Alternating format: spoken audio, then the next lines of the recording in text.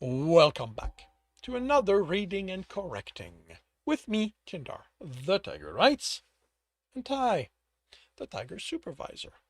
These are where I read chapters from one of my books and correct them as I go.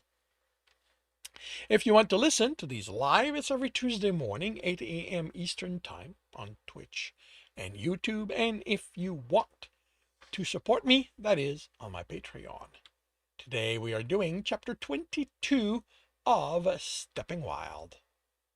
Tibs felt the guard's eyes on him as he carried the men to the tavern.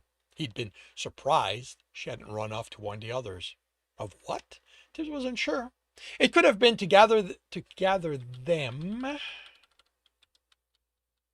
so they could protect the village against what had to be some monsters, since anyone before him hadn't returned from the forest, or to tell them he'd rescued one of theirs.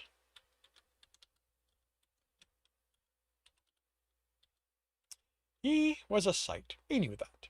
He'd healed himself as soon as Furman had opened the way to the outside, and cleaned himself when the man he'd carried was unconscious. But his clothing were thoroughly torn. The shirt had enough wood in it. He could have repaired it if he had time to practice. But he'd left his leathers behind. Those he couldn't explain how they'd been damaged without him being injured. Maybe it spoke to the woman's dedication to her role as guards that she'd remain at her post while Tibs walked past. The tavern fell silent as he entered. The sun was closer to its zenith than away, and there were fewer people there than when he'd left the previous day. "Where can I find his woman?" he called, and a chair clattered to the floor as she stood. "Joman!" She shoved more of them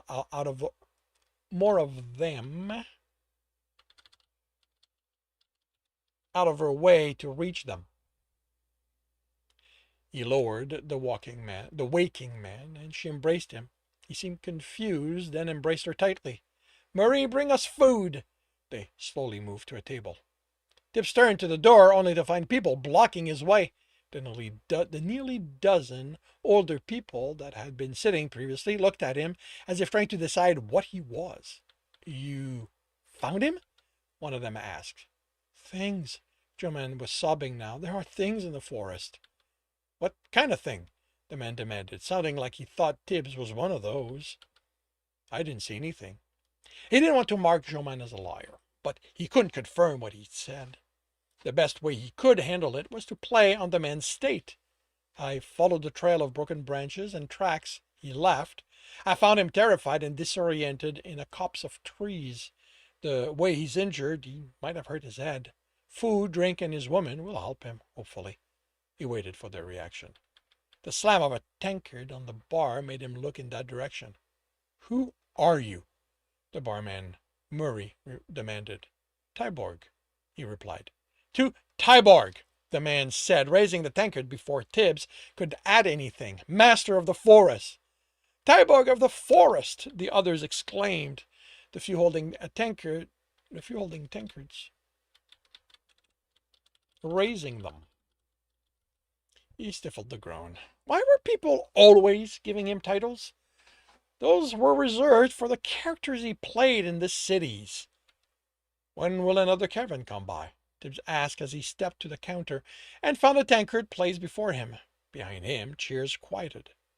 "You're better off seeing if Mother Natural will sell you a horse so you can ride to them. They only left this morning." And what a commotion that was. The old man, taking his seat at the end of the bar, said. He wobbled on the way there, and his words were slurred. "I'd have expected them to be gone before anyone was up to witness them." He contemplated the tankard, wondering how much of an acknowledgment of the title drinking from it would be. The old man snorted. "Might have tried that. Well, they were almost fighting when I went to see what the noise was about. Didn't look like they'd stop, even when I told them you were dead." He frowned, looking into the tankard before him. He gave Tibbs a furtive glance and whispered to the barman, You see him, right? He's not a spirit haunting me?" "You went into the forest," the barman said. "No one returned from there before." "What was the fighting about?" He sipped the ale. He wasn't thirsty. He no longer needed to endure thirst. But after the walk and being saddled with yet another title, yet another title he hoped no bard ever heard about. He needed the comfort of ale.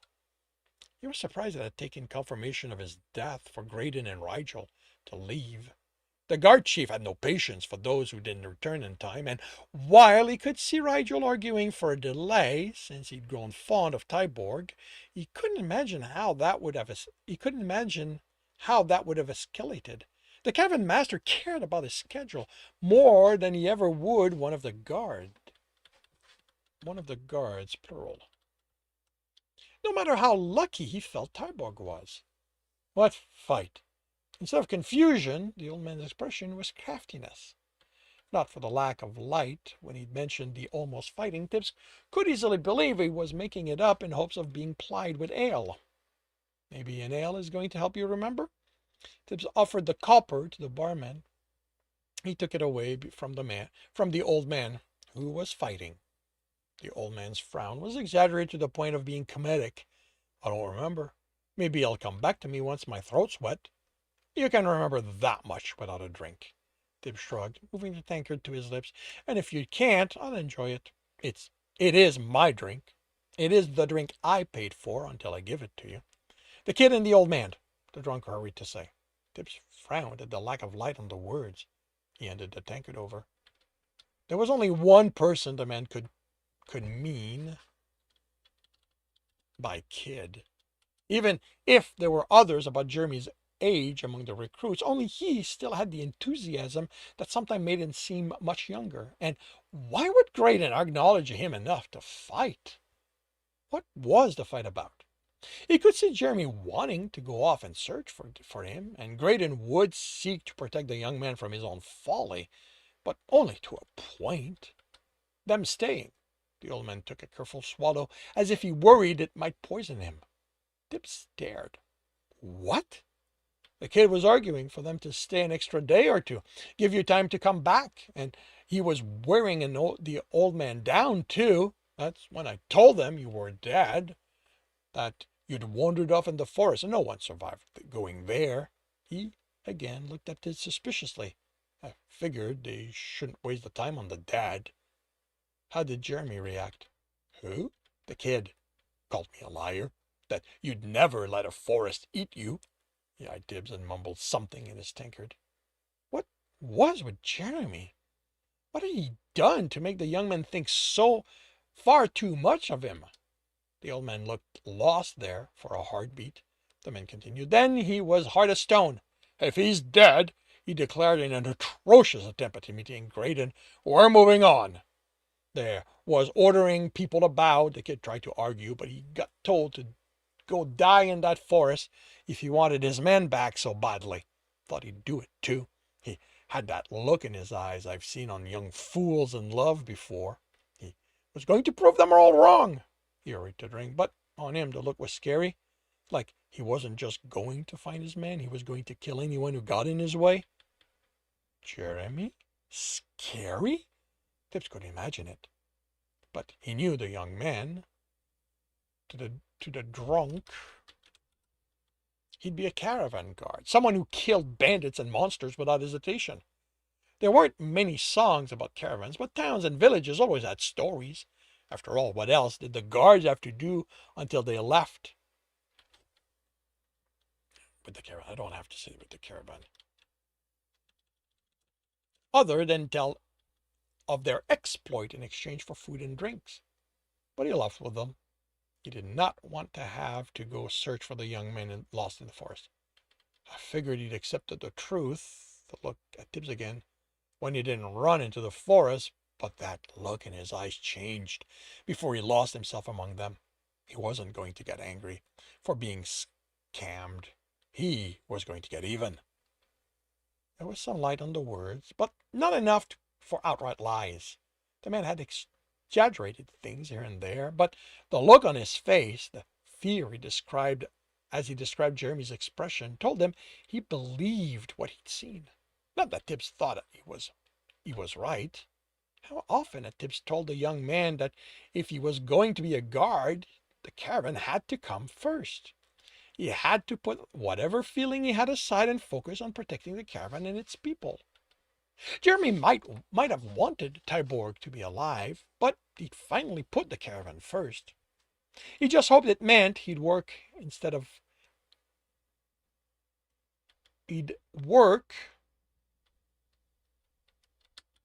finding someone else to impress. Tibs slipped the copper to the barman and passed the new tankard to the drunk. Extra payment for what you told me. Take your time with this one. He turned to the barman. How long until the next caravan? 2 season, if we're lucky. That meant he'd spend the cold season here. Hopefully, someone had extra cold weather clothing so he could buy. He didn't have to worry about the cold, but doing that without appropriate clothing would make people wonder. Where can I get a bed to sleep in? The barman stared at him. Even with a bad horse, it can't be more than a few days to catch up to the caravan. Why would you want to stay here? We're nothing like the places you see. The most entertainment I get is kicking Nielsen out once I'm done listening to him complaining about about not refilling his tankard. I wouldn't do that if you did that, the drunk said. Then watching him stumble home. They shrugged. Even without the dungeon, he wouldn't go back to the caravan. Jeremy would be intolerable after being proven right. After being proved right, that if they'd stayed, Tyborg would have returned. Well, the man sounded uncertain. There's space in the attic. Mother Natrella has hay, and if you spread it there, it'll be something. But I don't know I don't know about that.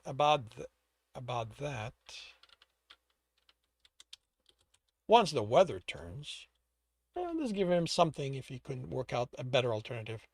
Where can I find Mother Natrell? Mother Natrell was the old woman who owned the farm nadir of the village the caravan had ridden by on their way. He sensed the trees had been cut down well beyond where the field ended. She was one of three farmers who provided the village with grains and vegetables. She had animals, but they worked the field and provided milk, not bread, bread to feed meat to the people. Unless the village hunter and trappers were willing to brave the forest, bread and root vegetables were what they had to look for during the cold season. He could bring them meat. Hunting for them would be a way to earn his stay. He'd help or feed the bull and cows while they talked, the goats and horses. He didn't know why the barman had expected him to reach the caravan on either of them. They looked as old as Mother Natrell. By the time the sun touched the treetop, Tibs had earned himself a corner in our house, the one where her daughter had slept in.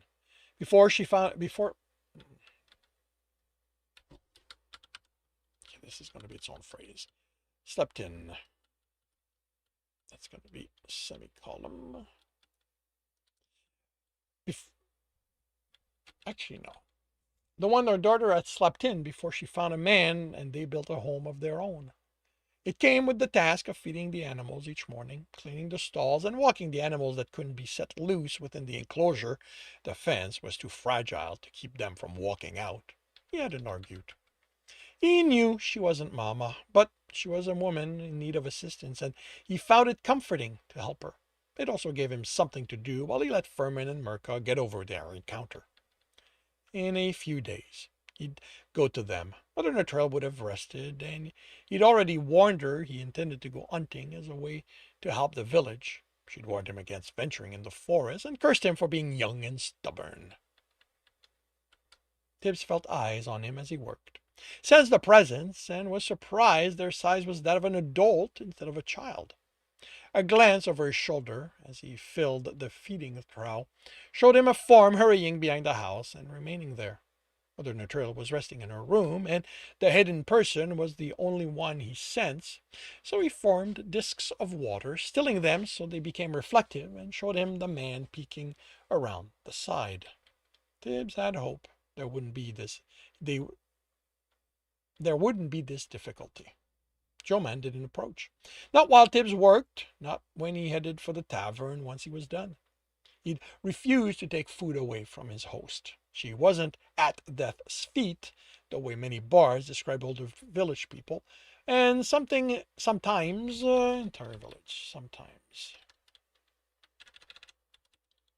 entire villages, but she had little to spare, and Tibs had coins to pay for the vegetable stew the tavern had. The men he rescued watched him wearily from 2 tables away. Tibs didn't acknowledge him. He focused on eating and speaking with those who approached him. From them, he confirmed why the men watched him. They asked about the rescue, the monster he'd had to fight. He denied fighting any and explained the rips in his clothing as the danger of walking through the dense forest. But they went so far as to claim Joman had seen him fight them. He didn't want to make the men sound adult, but Tip stuck to the story he told. He found the men huddled in a copse of trees, terrified and confused. Whatever he thought he'd seen or heard, he had to have been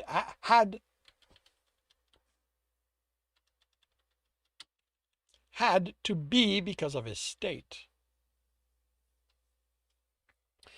What it meant, the man had been aware enough. He'd noticed how hurt Tibbs was when he'd taken him out of the dungeon. When Joman sat opposite him, he looked scared. Why aren't you telling them what you saw? Tibbs motioned to the barman before replying. I told them I saw you and brought you back to your woman. But the things, he hissed softly. You can't have reached me and not. He closed his mouth as the barman placed a tankard before each of them. With a pitying look directing at Joman, he laughed. You had bandages, he whispered. Cuts from thorns, he replied. He should have kept them, and he should have kept some of them. But it wasn't like anyone would ask him to pull the shirt Mother Nature had given him to check something her man had worn when still alive. He wished he had the element of mind. With it, he could soothe the man's mind, make what he'd suffered easy, help him move on from that, move forward with his life. The element could do so much more. Bart sang of adventures making others believe whatever they wanted with it, made people see things that weren't there and hide what was. But he'd had it. But if he'd had it, he wouldn't use it. He would only use it to help the man. And he was glad he didn't. Few elements scared Tibbs, but mind made him uncomfortable. He could see how easy it would be to abuse it. Easier than abusing corruption, he thought. The things are made of trees, Truman whispered. They're what have thorns, like knives to cut with. He rubbed his injured forearm. The cut had been shallow and already scabbed over. Tibbs had removed the corruption, but otherwise left it to heal naturally. I can't know what it was like, Tibbs said, trying to sound supportive. Being lost and scared like that. I had your trail to follow, and it wandered. He thought about adding details, but wasn't that how confidence artists tripped themselves when they tried to force what they wanted the mark to imagine? You were delirious when I found you. Maybe hunger made you eat something bad. I didn't. He hunched his shoulder as silence fell over the room and continued at a whisper. I didn't touch anything in that abyss-forsaken place. Maybe it was lack of sleep. Why are you doing this? He quietly implored. Tibbs wished he could explain. Tell him he was better not knowing, that there were things that, even if you knew were real, was better convincing yourself weren't. That there was nothing to gain trying to force what he'd experienced to be real and so much to lose. Tibbs had seen madness take people in his travels. He knew the price obsession demanded, so he remained silent. The barman came by. How about you go home, Jaman? I want to know why he's lying. He saved your life, the man snapped. How about you just thank him for that? Saved me? Joman's anger shifted as he smiled. He controlled it. He made the trees move out of his way so he could carry me out. Tibbs kept his disappointment from showing because he'd seen that. Because of how Tibbs had to respond, the others would have to doubt the man's sanity. He spoke as gently as he could. Maybe he could still make it the result of what he'd experienced and not of a broken mind. I didn't. You were scared, tired, hungry, since you didn't eat anything. Your mind, you can't fool me. The chair clattered back as he stood. You're something of the dungeon. Of the dungeon, something made to eat us. I'm just someone who's used to the forest, who can follow trails. I'm sorry you feel I'm responsible for what happened to you. All I wanted was to get you back to your woman. Joe man, the barman said, his tone firm, taking him by the shoulder. You're going home now. He pulled him away and to the door, returning after. I'm sorry about that. You saved him, and it's okay. He went through something he can't know how to deal with. It scared him. He'll calm down. The woman at the table next to his snorted. You're nicer about what he said than I'd ever be. I'd have sent him off and warned him never to bother me again. He shrugged. Just like he didn't think there was anything he could tell Joman that would convince him. He wouldn't be able to make the woman question what actions she might have taken, no matter how bright her words had been. And that concludes chapter 22 of Stepping Wild. If you are enjoying this, please leave a like. If you want to know when the next chapter will be up, subscribe and hit the bell. If you want to read this story, it is available for free on Royal Road. If you want to read ahead of that and support me in the process, that is on Ream Story. And if you want to listen to these live, it's every Tuesday morning, 8 a.m. Eastern Time on Twitch and YouTube. The links are in the notes. And with that, I shall wish you a good day.